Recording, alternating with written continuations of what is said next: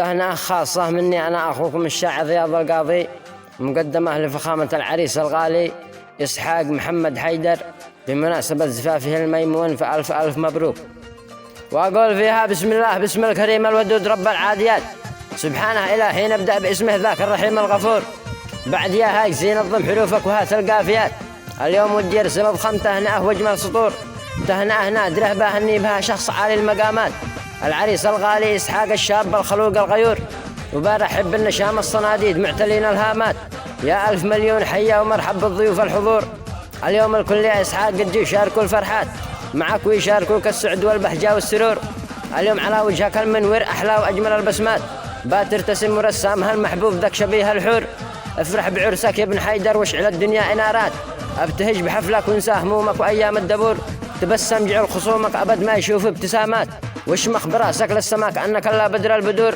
افتخر واحنا جانبك بفرحتك وبكامل الأوقات، احنا رفاقك كلنا وقت ما عليك الزمان يجور. اليوم قد جيناك متعني نهنيك بأجمل تهنئات في زفافك الميمون يا الغالي ويا صقر الصقور.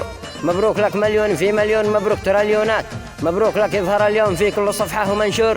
مبروك لك يا الجيد يا راعي الطيب والجمالات، مبروك لك ويا جعل قلبك بهذا الزواج مجبور.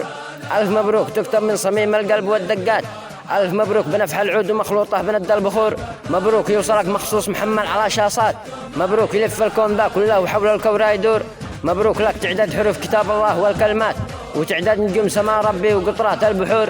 مبروك لك ما عقرب الساعة يدور بالثانيات، مبروك لك عد ساعات السنة وأيامها والشهور.